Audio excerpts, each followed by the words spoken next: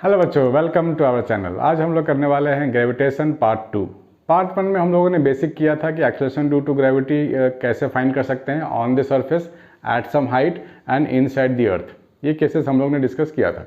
Part 2 में आज हम लोग डिस्कस करने वाले हैं gravitational potential energy and escape velocity. ये काफ़ी इंपॉर्टेंट टॉपिक है, इसको ध्यान से नोट डाउन करना है। तो जो भी बच्चे क्लास 11th में हैं उनके एग्जाम भी तो आने वाले हैं ना, तो ये टॉपिक बड़ा इंपॉर्टेंट है। आइए स्टार्ट करते हैं ग्रेविटेशनल पोटेंशियल। तो सबसे पहले आप डिफाइन करोगे कि ग्रेविटेशनल पोटेंशियल होता क्या है, ठीक है ना। ग्रेविटेशनल पोटेंशियल को मैं जीपी लिख रहा हूं।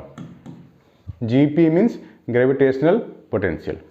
तो ये होता है बेसिकली कि ये वर्क डन है। ये वर्क डन कौन सा वर्क डन है? जब हम किसी 1 kg मास यानी कि यूनिट मास 1 kg मास को बहुत दूर से लेके आएंगे, इन्फिनिटी से लेके आएंगे और किसी मास के सामने उसको रख देंगे, राइट। इतने में जो वर्क डन होगा उसको बोलते हैं ग्रेविटेशनल पोटेंशियल। तो सबसे पहले डिफाइन कर लें, तो लिख लो डेफिनेशन। तो आप लिखो it is the work done, shortcut में लिख रहा हूं मैं, the work done in bringing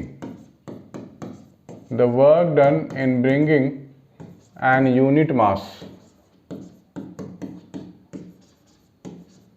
ठीक है। the work done in bringing an unit mass from infinity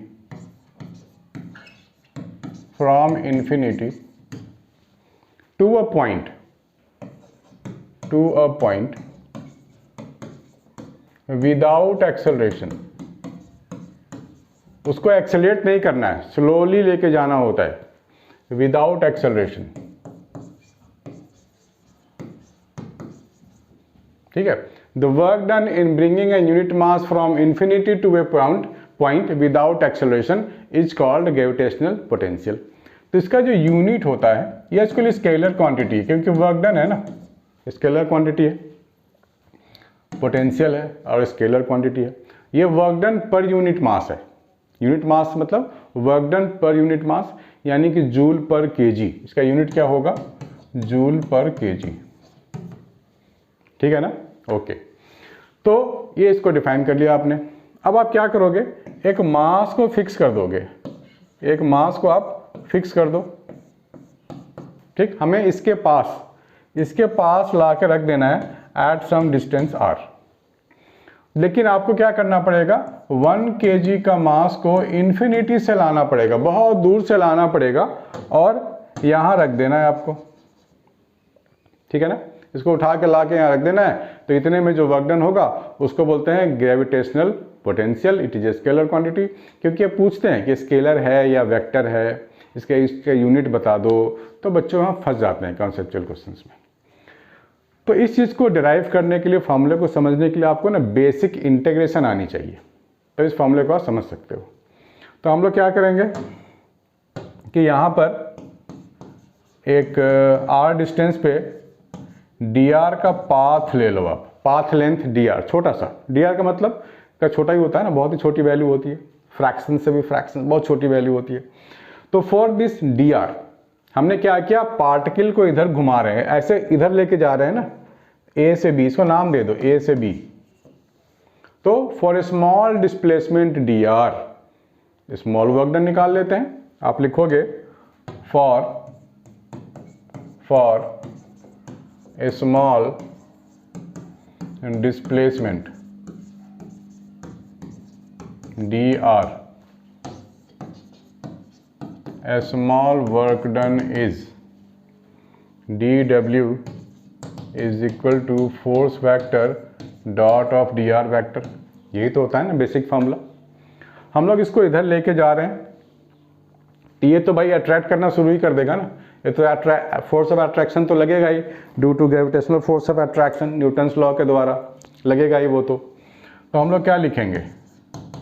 F D R cos of 0 degree. क्यों?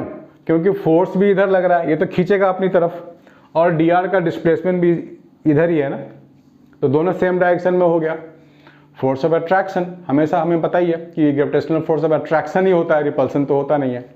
सो फोर्स इधर है और डिस्प्लेसमेंट भी ए से बी ले गए ना हम लोग, तो दोनों सेम डायरेक्शन में है, तो cos 0 हो गया हमारे पास। फोर्स की जगह क्या लिखेंगे, g मास 1 मास 2 अपॉन डिस्टेंस का square into D R. cos 0 की वैल्यू तो 1 होती है ना, बड़ा सिंपल है। cos 0 डिग्री की वैल्यू क्या होती है, 1। जो भी नीट वाले बच्चे हैं जिनको मैथ्स नहीं है, अलग से डायरी मेंटेन करो और मैथ्स वाली चीज़ें आप लिखते चले जाओ, आपके पास बहुत सारे फॉर्मूले बन जाएंगे जो आपको इजीली याद भी हो जाएंगे।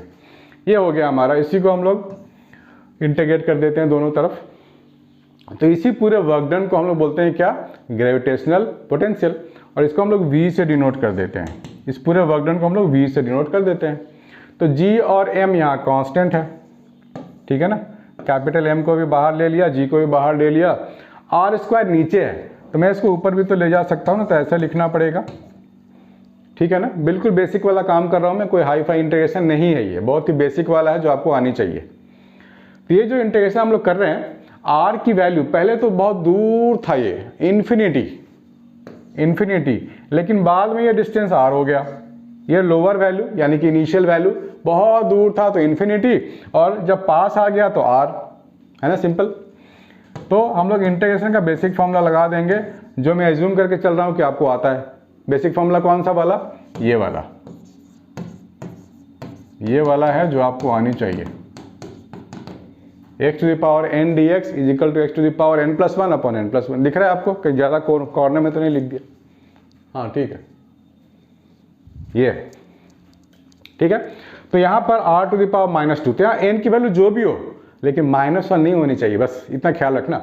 +1 करना है ऊपर भी और n+1 नीचे आनी चाहिए। तो ये हो जाएगा r to the power -2 + 1 upon -2 + 1, this is infinity to r, ठीक है। तो -2 + 1 क्या देगा, -1 देगा। तो ये माइनस को आप बाहर निकाल सकते हो, तो आपको मिल जाएगा -gm और r to the power -1 infinity to r, ये मिल गया आपको, ठीक है ना। इसको थोड़ा सा और अच्छे से दिखाने के लिए मैं इस इंटीग्रेशन को ऊपर लिख रहा हूँ, इस इतने को हटा देता हूँ, I am removing this part, ठीक है ना। ये तो यहाँ पर मैं क्या लिखूँगा, v is equal to -gm 1/r infinity to r। r to the power -1 है ना, इसको तो 1/r लिख सकते। देखो, according to basic rule of integration आप क्या करोगे, पहले अपर वैल्यू डालोगे। इंटीग्रेशन तो हो चुका है लेकिन अभी वैल्यूज डालनी बाकी है, यानी कि लोअर लिमिट और अपर लिमिट की वैल्यूज जो है वो सब्स्टिट्यूट करना होता है ना। तो क्या लिखेंगे, क्या लिखेंगे हम लोग, -gm। अब देखो, अकॉर्डिंग टू रूल पहले upper value has to be substituted, तो r की जगह तो r ही आएगा ना, r की जगह तो r आएगा। अब क्या होगा, r की जगह इन्फिनिटी आएगा। लोअर वैल्यू डालने के बाद फिर माइनस डालते हैं, अपर वैल्यू डालने के बाद माइनस डालते हैं, फिर लोअर वैल्यू को सब्स्टिट्यूट करेंगे। तो r की जगह हम लोग यहाँ पर लिखेंगे इन्फिनिटी, ऐसे। तो 1/∞ 0 हो गया। 1/∞ क्या मिला आपको, 0 मिल गया, ये पूरा टर्म हट गया और आपको क्या मिलेगा, -gm/r मिलेगा। This is the gravitational potential का फॉर्मूला, -gm/r, ठीक है ना। स्केलर क्वांटिटी है, इसका यूनिट भी याद हो गया आपको, फॉर्मूला भी डेराइव हो गया। तो ये डेरिवेशन है बड़ा इंपॉर्टेंट, आप लोग घर में हो सकता है एक बार में याद ना हो तो 2 बार 3 बार 4 बार प्रैक्टिस कर लेना, आपको डेफिनेटली समझ भी आ जाएगा, याद भी हो जाएगा।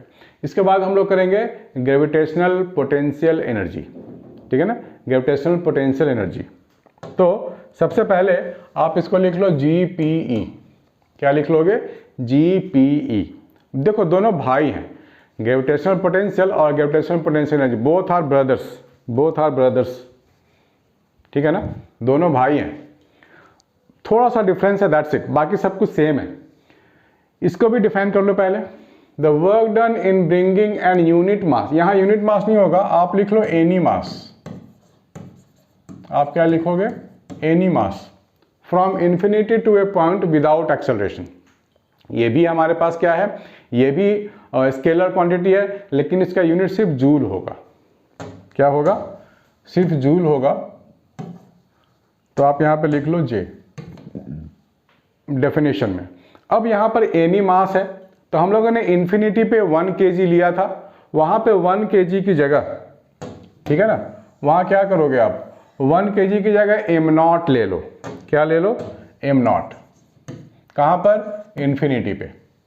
तो यहाँ जो हमने 1 kg लिखा था, यहाँ लिख दो आप m0, ठीक है ना। यहाँ पर एक m0 का टर्म आ जाएगा ऐसा, ठीक है ना। यहाँ पर भी एक m0 का टर्म आ जाएगा यहाँ पे ऐसा। और फाइनली इस v को हम लोग u दिखाते हैं। तो आपको क्या मिला, एक ही चीज़ मिलने वाला है बस, -g m0 अपॉन r, यही फॉर्मूला मिलेगा। बस 1 की जगह m0 लगा दो आप सब जगह, अल्टीमेटली आप यहाँ पे फॉर्मूला आपको ये वाला मिल जाएगा। -g, यहाँ पे दो मास की बात करेंगे, मास 1 मास 2, ठीक है ना। -g मास 1 मास 2 अपॉन डिस्टेंस बिटवीन देम, ठीक है। मान लो आपके पास एक मास 1 है ऐसा, एक मास 2 है ऐसा, और इनके बीच का डिस्टेंस d है। आपको बोला जाएगा ग्रेविटेशनल पोटेंशियल का फॉर्मूला लिखिए, पोटेंशियल एनर्जी का फॉर्मूला लिखिए। तो क्या लिखोगे, -g, क्या लिखोगे, -g m1 m2 upon d, बस that's it. Scalar quantity joule energy, ये पूरा एनर्जी है तो जूल, वो work done per unit mass था, ये सिर्फ वर्क डन है। तो -g m1 m2 into divide by D, ये आपको मिल चुका है ग्रेविटेशनल पोटेंशियल एनर्जी, है ना इजी। चलो इसको नोट करो, फिर करते हैं एस्केप वेलोसिटी। तो बच्चों अभी हमारी बारी है एस्केप वेलोसिटी को समझने की, और उसका भी फार्मूला हमारे को डिराइव करना है, देखना है। तो अभी दो चीज़ हम लोगों ने देख लिया है, gravitational potential, gravitational potential energy. अभी समझेंगे एस्केप वेलोसिटी क्या होता है।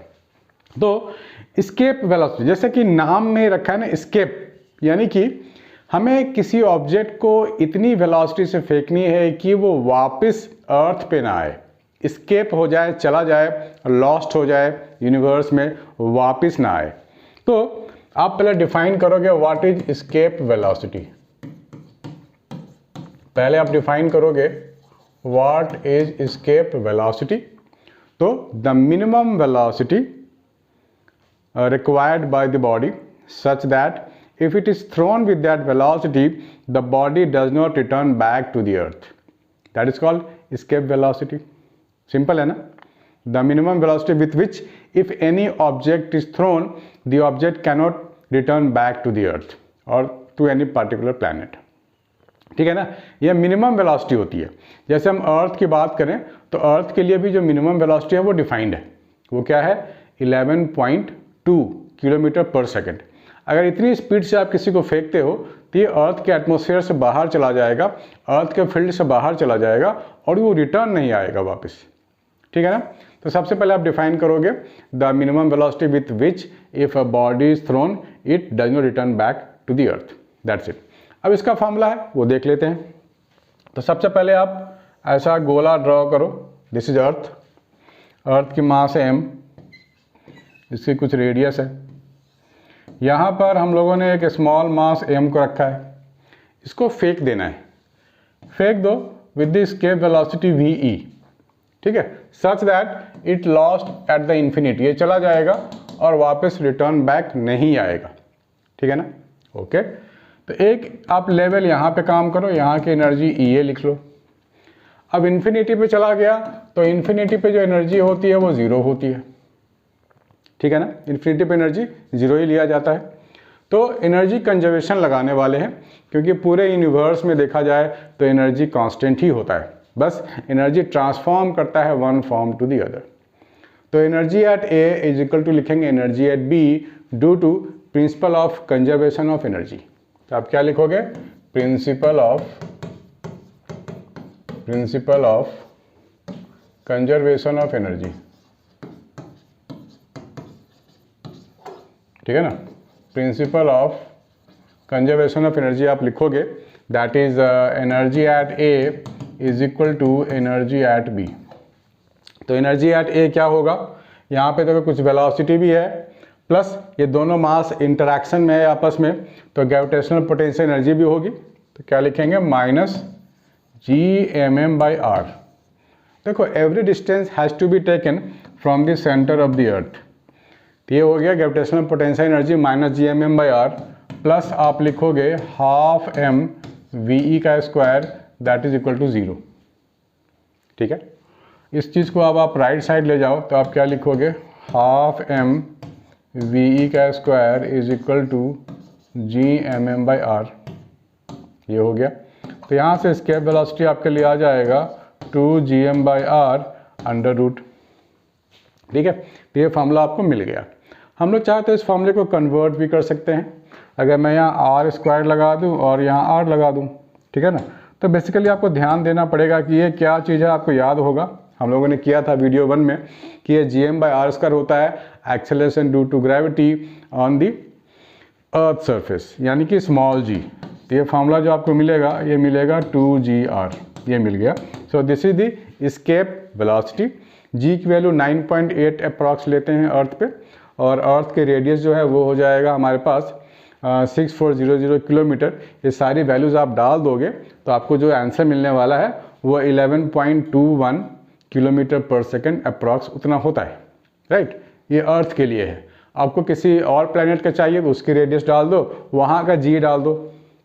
ठीक है, मून चाहिए तो मून पर acceleration due to gravity 1/6 of the earth होता है, तो ये g/6 ले लो और रेडियस ऑफ द मून ले लो, तो वहाँ की एस्केप वेलोसिटी आ जाएगी। Right, so we can do like this. So ये 3 चीज़ें हम लोगों ने किया आज के वीडियो में। तो नेक्स्ट वीडियो में इसके आगे भी करेंगे, कैप्लर्स लॉज भी हैं और भी बहुत सारी चीज़ें हैं। तो सब्सक्राइब कर लो, लाइक कर लो और अपने फ्रेंड्स को भी फॉरवर्ड करो, उनको भी बहुत कुछ सीखने को मिलेगा। तो मिलते हैं बच्चों नेक्स्ट वीडियो में। Bye and take care.